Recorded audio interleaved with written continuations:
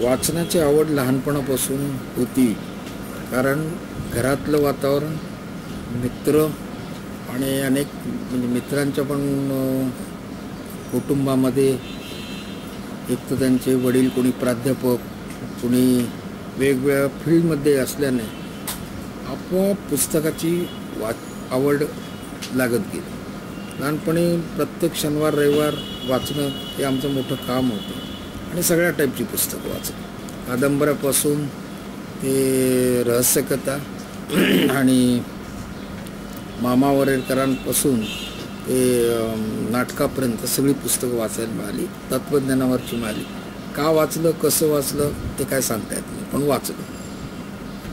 आत्ता कसं झालं, ते वाचता वाचता वेगळी राजकीय विचारांची पुस्तकं, सामाजिक विचारांची पुस्तकं आणि तत्त्वज्ञानाची पुस्तकं, त्याचप्रमाणे ज्या विषयामध्ये आपण काम करतो त्या विषयाची संबंधित पुस्तकं ही वाचणं, यातून एक जाणीव तयार झाली, दृष्टिकोन तयार झाला आणि बरं वाईट, योग्य अयोग्य, चूक अचूक, वेळी अवेळी या गोष्टीचं भान आणि तारतम्य राखणं शिकल्यामुळे आज लहानपणापासून इव्हन पेपर वाचत असल्यामुळे अग्रलेखापासून सर्व गोष्टी बघण्याची एक सवय लागली. तर पेपर आम्ही वाचतो त्यावेळेला ह्या काळामध्ये आपल्याला काय महत्त्वाचं वाटतं ते बघून आपोआप चाळणीमधूनच त्या बातम्या वाचल्या जातात. महत्त्वाच्या कोणत्या, अतिमहत्त्वाच्या कोणत्या, बिनमहत्त्वाच्या कोणत्या त्या वाचायच्या नाहीत, त्या आपोआप गाळल्या जातात. म्हणजे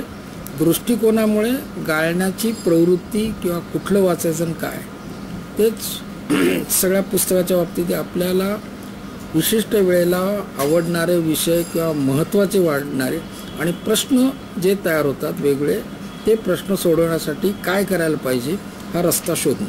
पुस्तक एक मार्ग, दुसरा आता वेगवेगळी माध्यमं तयार झालेली आहेत, टी व्ही वगैरे तयार झाले आहेत, रेडिओ.